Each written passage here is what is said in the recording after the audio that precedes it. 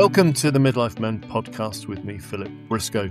Today, I'm joined by Jerzy Gregorek.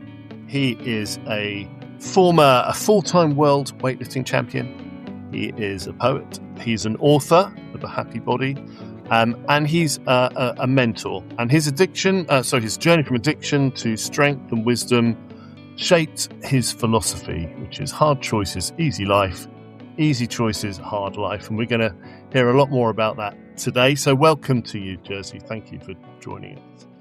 Yeah, thank you. Great to be here. Appreciate. So your story is quite extraordinary, really. Your life journey. You started, had alcoholism at 15. You're a political exile. Then you became a world champion weightlifter, and various things along the way, including a PhD. So there's a lot there. When you look back, how did your life really evolve, and what really saved you, from a start that sounds particularly tricky? Well, there is a place in life that you cannot really save yourself, that, you need help. So I was in this situation. So when I was, and there is another situation that I will talk, but first I will talk about my situation when I was 15 and I fell into darkness, and I went to high school, and I was really smart. Went to high school, the best high school in town. And there was this group that some boys, street boys, were in the park.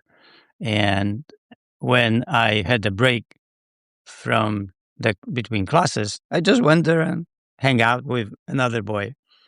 And then we hang more and more there, and eventually drank a little bit there. And then I was expelled after 2 months. Then I drank more and more and became alcoholic. It's just like crazy, like from a boy that wanted to reach for something to an alcoholic within, I don't know, maybe 3-4 months. And then I drank every day for about 3 years. And 3 years I black out every day. If I had enough vodka or wine, beer, whatever it was. So I woke up in the morning and searched for alcohol. That was my, no schools, nothing, just like. And you were a teenager. You're a teenager at this stage. Yeah, I was 15 when it happened to me. So when it happened to me, really, it's hard to say what really happens. But I think that we really need create something. I don't know what is it, but something for taking care of teenagers between 15 and 17. I think this is the 15. I think is the most important, time when they go to high school. I think we need to create certain things that people don't fall into darkness in that moment. I think 15 is the more sensitive time.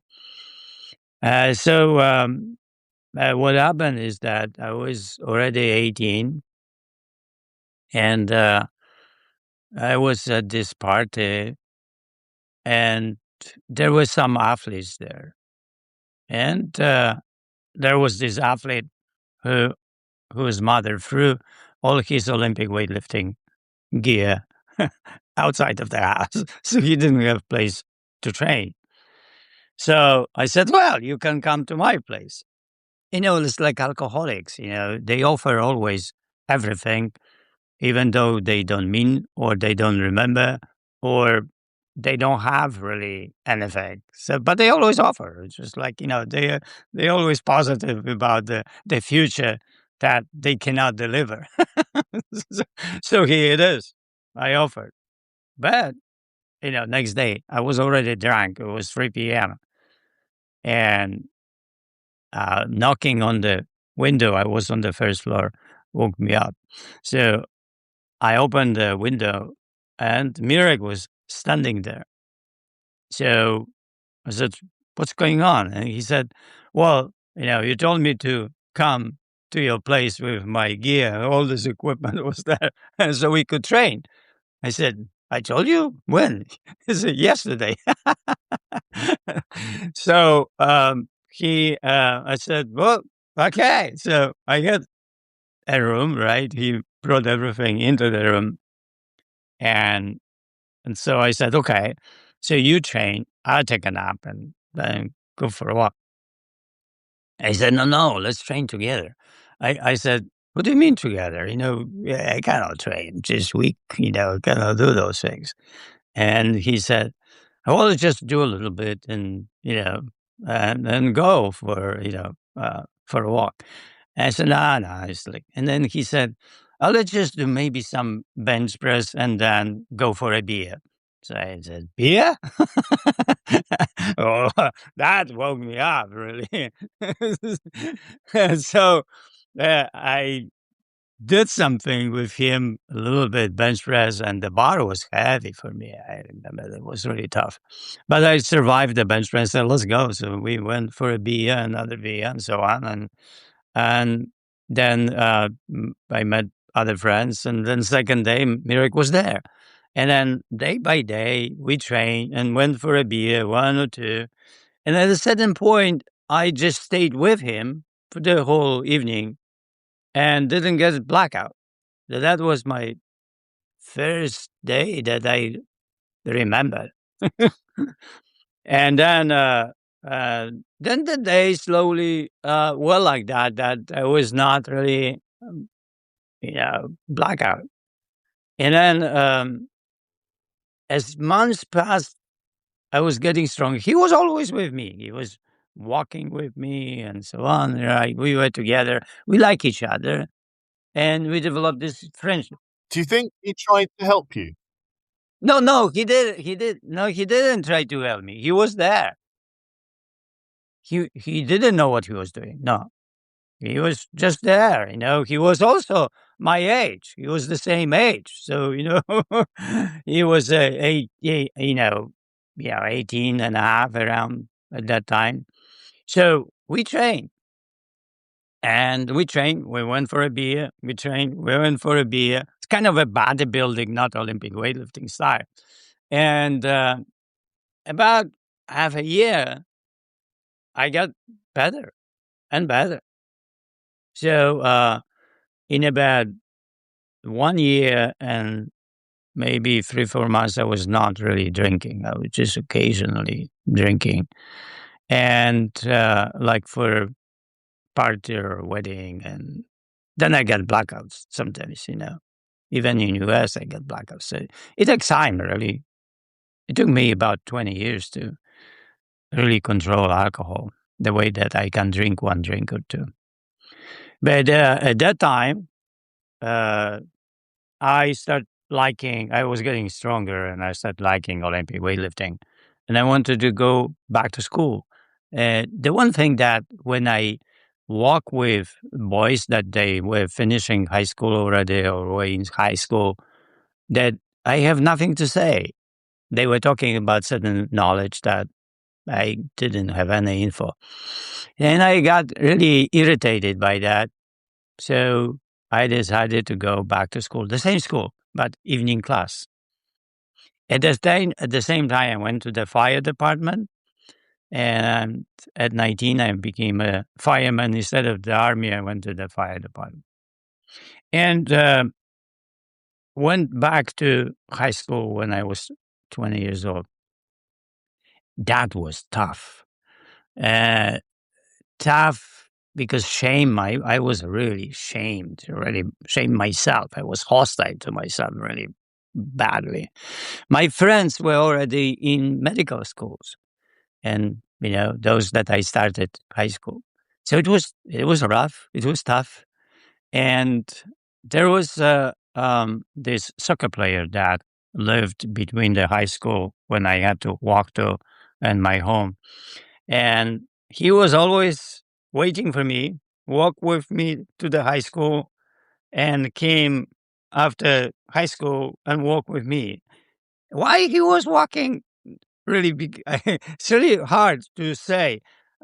He liked me, I like him, but there was also the group of alcoholics between, and he was my angel, the second angel that, was waiting for me.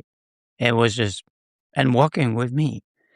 And the first year was really hard, but, I always loved math. So math was really good. And in the high school, I was good. My knowledge slowly was coming back. So I passed the first year, and then 4 years passed, and I was 24. And during this time, I really like the fire department. I like to be a fireman, and I went to the academy in Warsaw, Fire Protection Academy, to study engineering and be an officer, and stay there almost for 4 years. At the end of my at the end of my study, before my graduation, I was 27 and a half. And there was this fight between solidarity and government, really was heating up. And the government wanted to use our fire department, which was civilian force, against demonstrations. So they wanted us to, let's say, color water, pour on demonstrations so they could be recognized on streets and arrested. And this is in Poland, right? It's 81. Yeah. This is like 81. This is really a fight for freedom of Poland. And so we went on a strike. I was one of the leaders. And then they ran the tanks after 10 days, helicopters, and landed on the roof, and they took us out.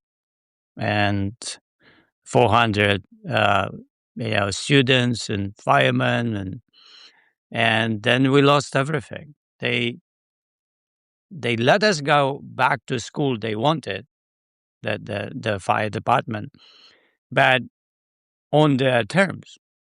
So I didn't sign and ended up underground, lost everything.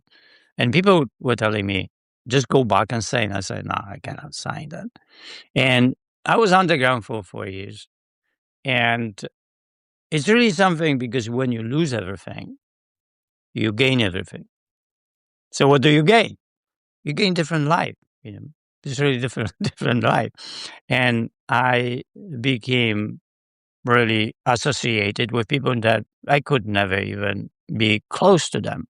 One of them was Jerzy Popiełuszko, Seveniaversky, and Professor Weichert from MIT. People that really were fighters, and people that had this unconditional love that I thought it was fake. And I was touched by, this kind of people. And it was amazing, because they opened something in me, empathy or compassion, something to people that I have never had. So I gained that. Well, I could be a completely different human being if I really didn't lose everything at a certain time. So about 4 years about underground, that Jerzy Popiełuszko was captured, tortured, murdered. And 3 months after, I was close to something like that. So I left Poland in 85, early 85. So then my life began in US. First I went to Sweden, then Germany. So you left. So basically, you lost everything when you lost to alcoholism in your teenage years, and then you found university, and then weightlifting, and then firefighting, and then you lost that, not through your own fault, but through political, reforms and something you chose to fight against, and then you lost again. So already in your short life, at this point, I imagine you're in your early 30s, you've had a lot of ups and downs. How do you regulate that yourself? Do you live in the present? Do you just live in the moment? Something else that I lost, that because I was Olympic weightlifting. When I was 20, I flipped to Olympic weightlifting. I trained really hard for 3 years I was in 77, and I was really close to the world level, and I got injured, paralyzed. So meantime, that happened to me. I was really very close to something good, and then lost it. And it took me about a year to recover, and I recovered from the injury because it was temporary paralysis. And then what happened to my body when I was about doing quarter squats with 700 pounds, my L5 moved forward. I lost it and bruised my spinal cord. So it, I had days that I didn't have any feeling in my legs. And when I had them, it was really painful. And then it took me about half a year to recover. Then I tried to lift back, and the pains were coming, warnings were coming. So I gave up and moved into bodybuilding style. And it took me about 10 years to start doing weightlifting and competing again when I was 35 and turned into, from senior division to the master division. But that was Olympic weightlifting, losing also everything. So I lost actually 3 things. That was really a rough time. And I was suicidal when I was, 18, when I was alcoholic. I remember I was standing on this bridge and trains were under. I was looking and I had a pool. It was tough, completely lost in life. And you've had all these, these kind of peaks and troughs in a very short space of time. What kept you going? People listening to this will think, I've had a rough life, but nothing compared to Jerzy. What kept you going every time?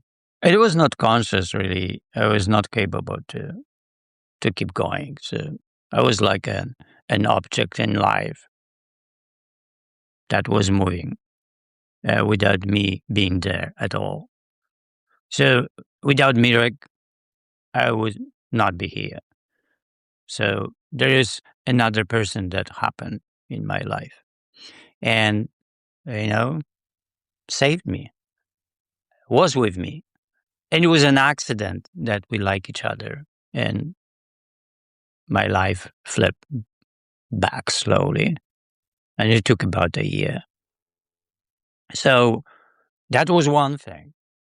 Then when I went to the fire department,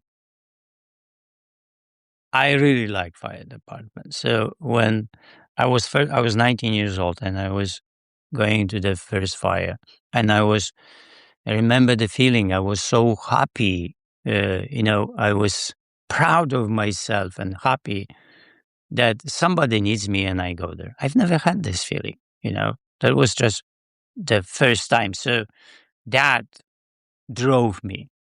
So this is the first thing that was awakening me, that somebody needed me, and I like to rescue people. I like that, right? So it was a positive power growing in me. The other, I really like Olympic weightlifting. So that was when I was getting stronger, and Olympic weightlifting was really something that I loved too. So another feeling that was waking up in me slowly and eventually became so strong. The drive was powerful. Then the last one was education. When I felt that I was behind, that I had nothing to share between friends, because they were all in high school and talking about things that they didn't know what they were talking about. What woke up in me is the greed. I greed for education. I started really loving books, and I was going to a bookstore and stay in bookstore for, in 1 and 2 hours, and everybody knew me, in the city. I was in the city of about 40,000 people, so there were two bookstores, and I was always there. And Anila was my girlfriend at that time, so uh, when we were going to bookstore, near bookstore, and she said, "Okay, you go to bookstore, but I will go and come back in 1 hour or two." So I really never came out of the bookstore without the book. So I read, and I read a lot. I studied a lot, and I love math, and started really going back into this education and greed of knowledge, and that never stopped. Weightlifting never stopped.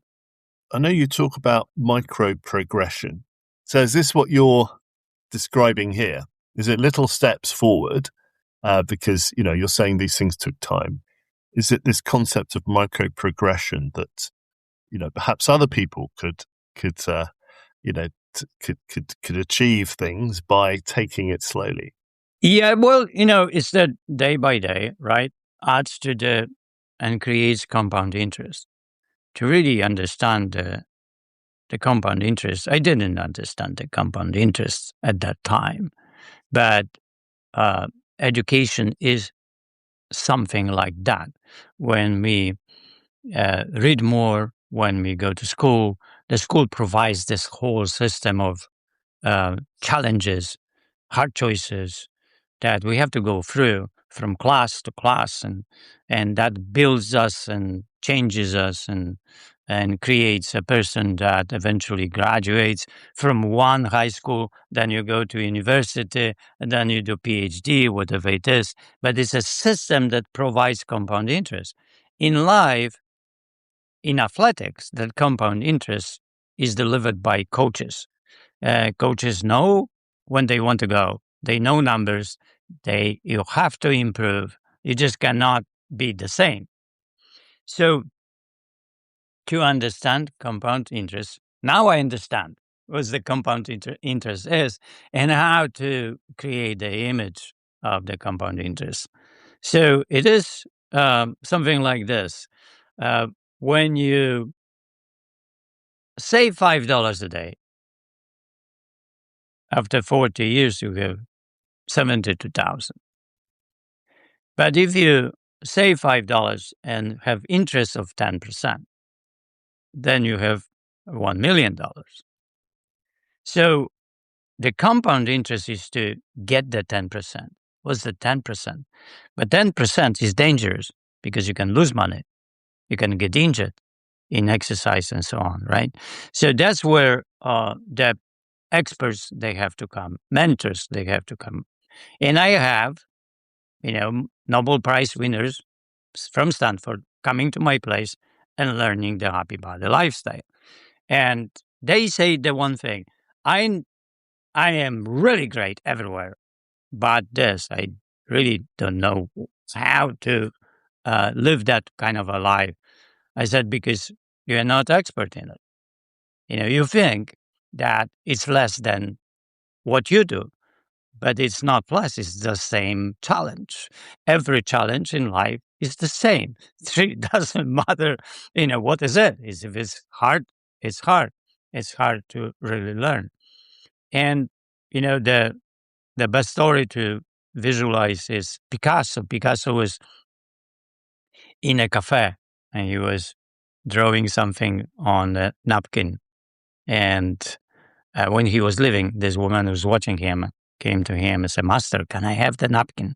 And he said, "Sure, $20,000. And she said, $20,000 for 5 minutes of dribbling or drawing? And he said, "It's not 5 minutes did that. It's 60 years of my life did that." So that's the compound interest to really understand, pursue of something in life. But also it has to be something that is engaging, something that creates progress.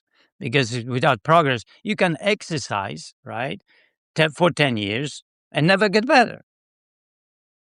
Well, so how you get better, right? You you have to get the present moment, and every day you have to. Micro progression is you every day you do a little bit more. What does it mean a little bit more? It's like you could do a little bit faster or a little bit more weight or your flexibility improves or whatever. But you have to watch it. And with the uh, number athletes, it's very easy to see because number athletes, they have the records, the world records. So track and field, you can think about track and field, let's say a jumper, right? Or 100-meter runners. There is a record, world record. There is a place where that athlete is and knows what the gap is and time and so on. That creates possibility for that one to start reaching for it and creating the plan strategies to get there. This is the compound interest then, this achieving, more, improving gradually over time, that creates the compound interest.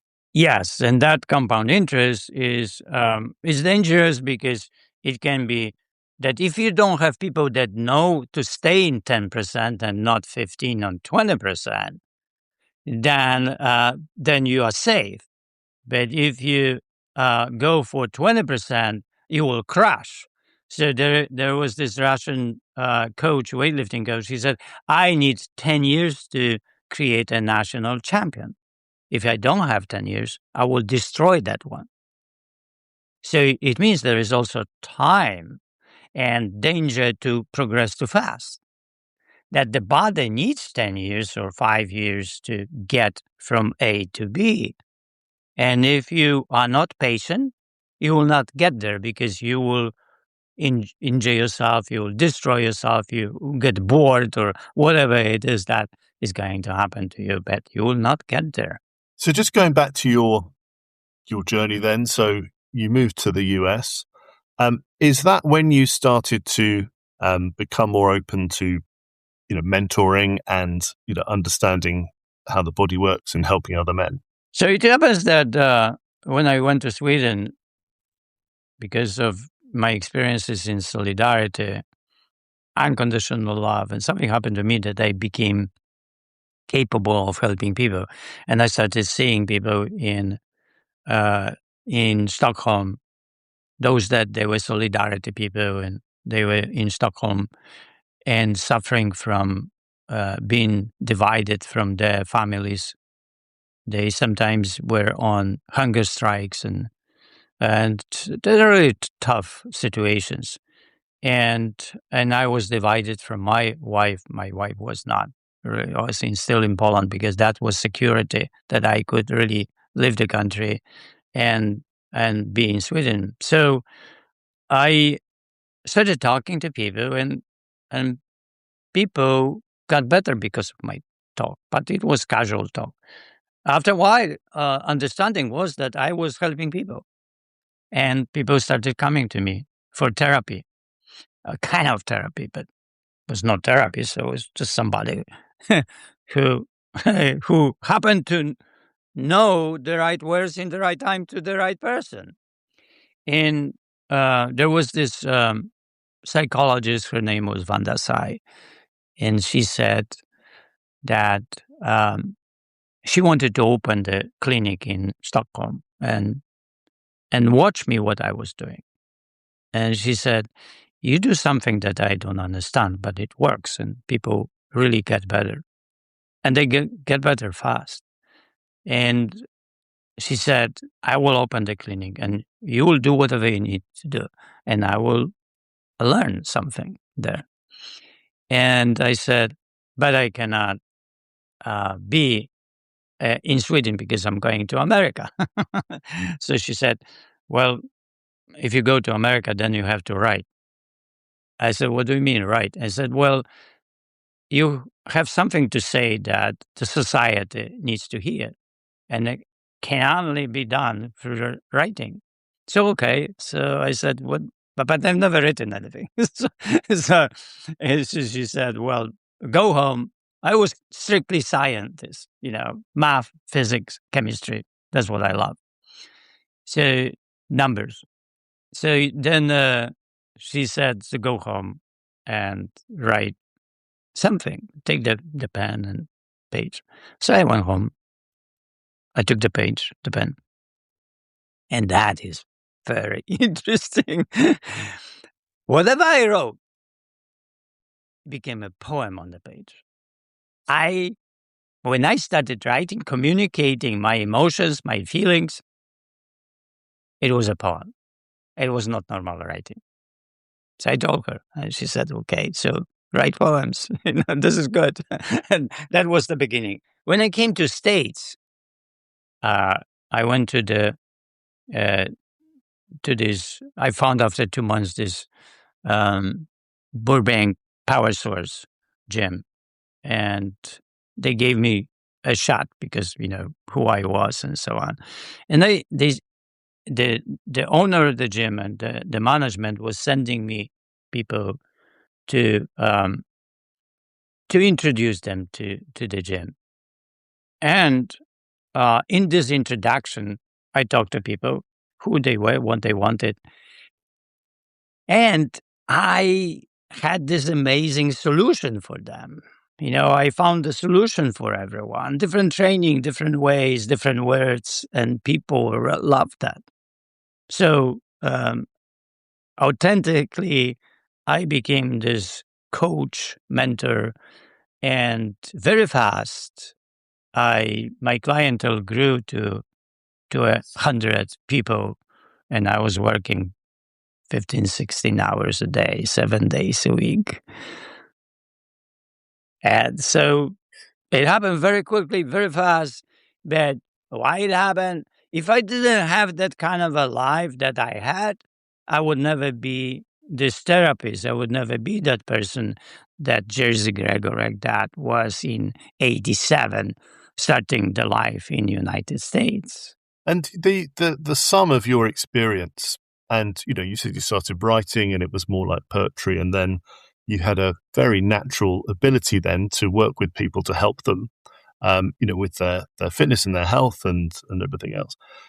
Was it a natural progression, or did you have to think about how you were going to wrangle it all into this program and the book, the Happy Body, or did it really just come as a kind of fluid, train of thought and set of actions? I didn't think at all. Life was happening to me. So, and challenges were happening because of what I was doing. We wanted to write the Happy Body, but we intuitively coach people, follow the certain standards like strength, flexibility, and so on, and people were getting better.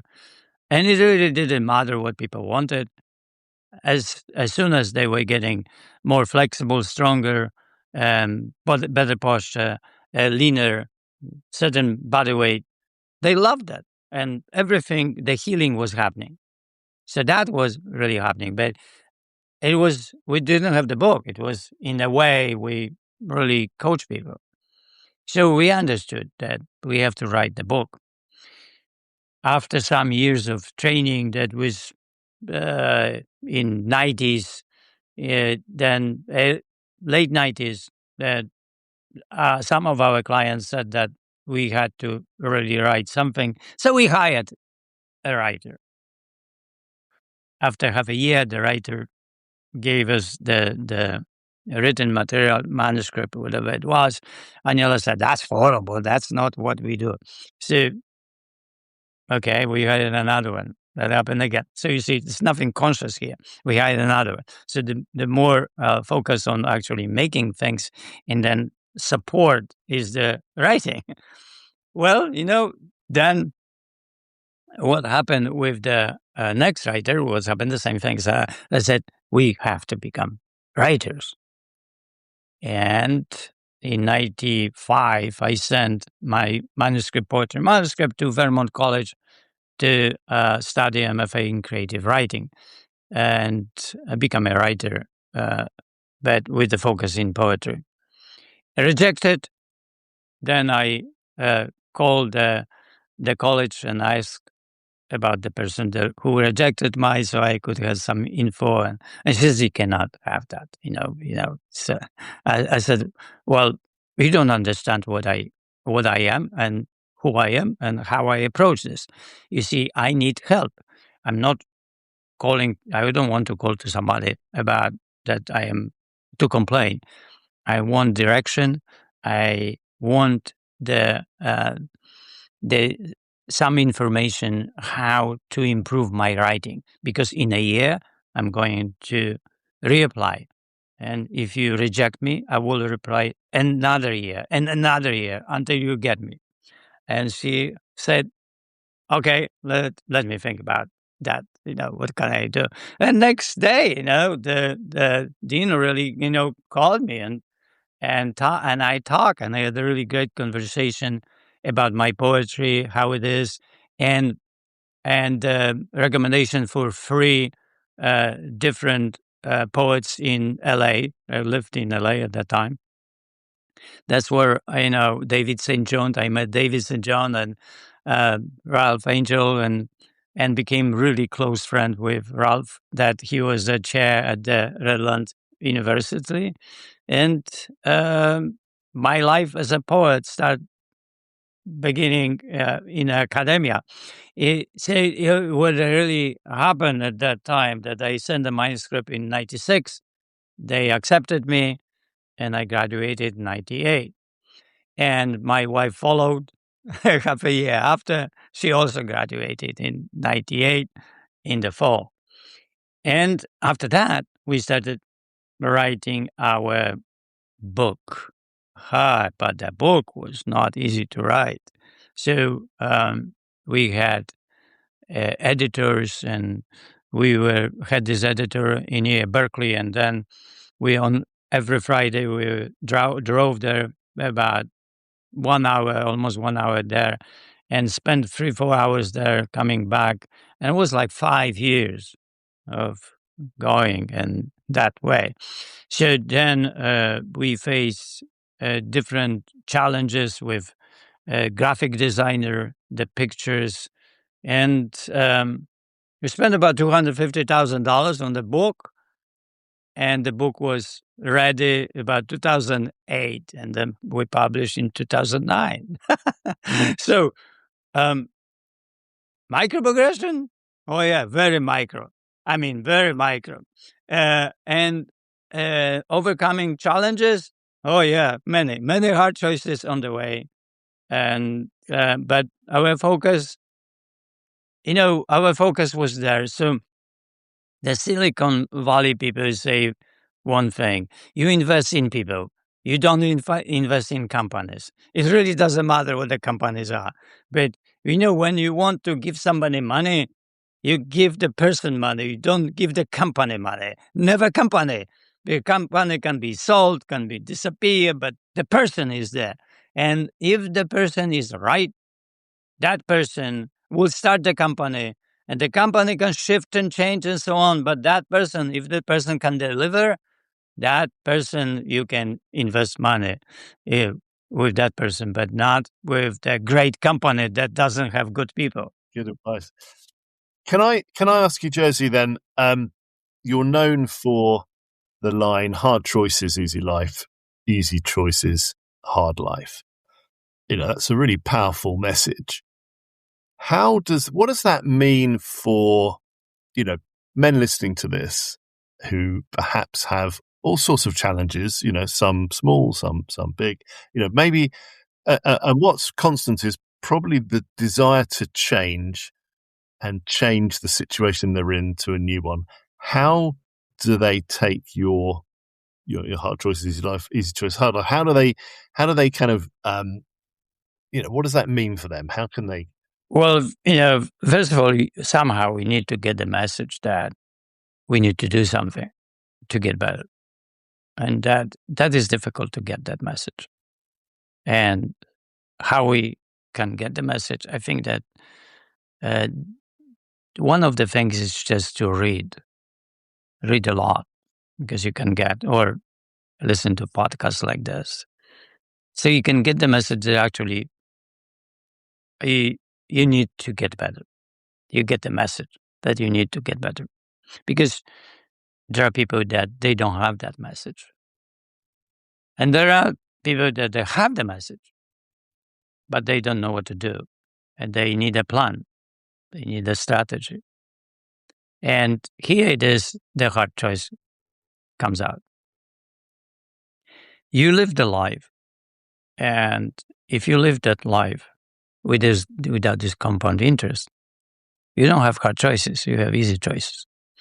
It means like you don't do anything about aging, then you lose the muscle, you become weak, and you have diabetes and so on. And you don't have to have those things. But it's really hard to live the life or make the hard choices on the way to do the progress, to do improvement, to do those things that take effort to get better, like an athlete or like a investor, right? So, or the business the same way, athletics, or the playing piano, it's not different. Playing piano is a really hard choice on a daily basis. So, because you could play piano without improvement, you could play piano with improvement. When you see with improvement as a hard choice, without, you're just having good time, you're playing piano and never really improve, never get better. That's not hard choice. That's repeating yourself and not getting better. Hard choice becomes when you go to unknown with yourself and you are able to pass that and you are in the place now where you've never been before. It means that you escalated your education or skills, whatever it is, you are in a different place. And then from that place, you go to another place, another. Because of that, you create this progress, that's improvement in your life. And that improvement creates the life that is easy to live because now you build something. It's you're ready for something. So I had this to visualize that I had this Zen master that I coach, and then he developed this pain in his back, and then I started with him, and I talked to him about the happy body and how to live life and how to create undistractable way of living that you're ready for life and no matter what, the life is not going to cause any problems for your body. And he said, oh, everybody is distractible. I said, yeah, it's like a Zen master, right? So I talked to him more and he said, I understand what you are telling me. And he said, I imagine this. There is a stream going down 20 miles per hour. And I am the body and I'm the boat. And I want to go up the stream. And my capability is 30 miles per hour. So if I want to go up, 10 miles per hour, then I have to use 100% of my capabilities and I can break easily. So you have the boat that can go 100 miles per hour. So if you want to go 10 miles up the river, the stream, that you only use 30% of your capabilities, you can never be broken. And that is easy life. Thank you. That's really fascinating.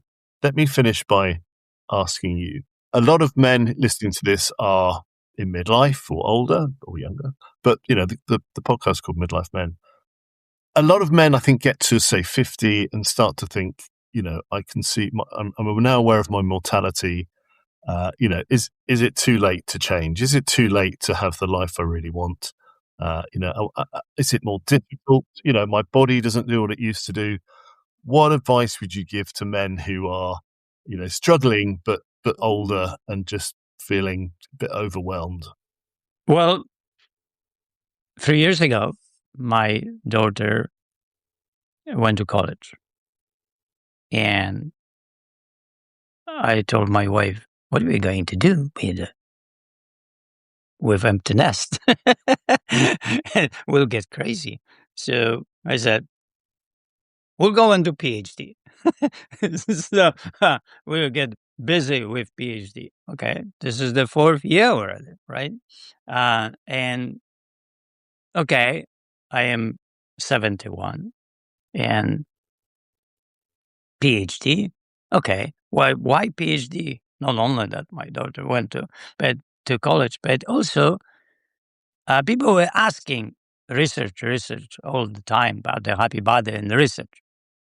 So I wanted to understand what the research is about, but I didn't know that what was the research about. Without PhD, you don't know what the research. You think it's research is something else, like searching for something, but that's not research. You know, when you pursue PhD, you learn communicate with other scientists about certain things. You learn how to talk. You learn how to do research, and all of this. Becoming a scientist is a PhD pursuit, and you need 4 or 5 years to really learn that. So, what, what, why actually to do that? Because you could think, all right, why you are already so old, and you will probably die after you finish PhD. So why to do it? So my response is, it really doesn't matter, really, whether I die when I finish. But what really matters is the experience that you are having while actually pursuing something that has the compound interest, and you are engaged and you are getting better and you're having fun, because it's also fun. The experiences are positive. The experiences are really great. So I'm looking for those experiences, not only pursuing something that is entertainment, but also pursuing something that can deliver progress, even in my 70s, right? So where is it? I If I pursue that, I have a good time also. I live a good life. So if I don't pursue, I don't see myself uh like without this experiencing, I could have a good life too, but I am like, I want to grow. I want to change. I want to experience something evolving. It makes me happy. It makes me really uh, feeling good about myself. So, it is not, if you are 50 years old and if you think that you are old, right? So it's already a mindset. I never would say myself that I'm old. So for me, I am not. Because if I say I'm already too old or old, I look at that as hostility toward myself. So I choose not to. It's a negative thing. It's too late for me, hostile. I'm too short. I'm, 5'5", 5'6". I'm too short. So hostility. Anything negative is hostility. How to get out of this hostility? Well, it takes time. It takes other people, role models, that they have it, they live that way of life.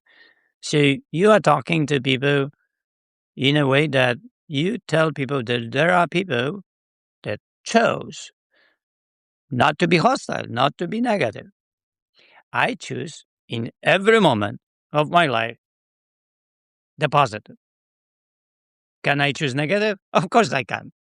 I can always say it's too late, I'm too old, I'm too broken, I don't have a plane, I don't have a boat, right? I'm not having billions. I'm done. I was done already 20 years ago, probably, right? Like people in forces even think like that. So what really matters, really, in life is a dinner with, 4 people that enjoy time together, and next day they don't have hangover. That's success of life. if you really can create this kind of experiences on a daily basis and enjoy your life, you're successful. You won it. It's really, you don't need much in life to be happy. You need only the place that the rain is not coming on you, and you have a little food, not really even much, just enough food, and that's it. You need only that to be extremely happy. Happiness is available to everyone. It's a side effect of how we think, and it is not really. It doesn't have anything to do with our wealth or health, whatever it is. It's the choice that we have, that we make, and to move on when you are 50. Find something that makes you crazy, something that you would like to improve, something you want to reach, but a huge goal, not a small goal. No, huge, that takes 5-10 years to get there. Like a PhD, all right, or Olympics, or this is the goals. Like you want Nobel Prize, So these are the goals that we need to live by, not the small things, to go to the gym for 2 months or something like that, or lose 10 pounds. So who cares? These are the small goals. Live the life of a huge goal, huge. And usually when I talk to people, I'm searching for a person with a huge goal, like going to study law, be a politician. These are the goals, the big goals. So find that one, and that goal will fuel the positive, will fuel the drive, the fuel resistance to the wrongdoing, will fuel, will make you the fighter, the resistance fighter to something what is good, and pursue. What a brilliant place to draw a conversation to an end. That's fantastic advice. You're truly inspirational, Jerzy, and thank you so much for sharing your story, sharing your approach to life. I think many people listening to this can really take some positive away from it. So thank you so much. Thank you, Philip. Appreciate it. Thank you for listening to the Midlife Men podcast with me, Philip Briscoe. If you want to find out more about Jerzy, visit his website, thehappybody.com, or if you just search online, you'll find out more about him, his life, and his work.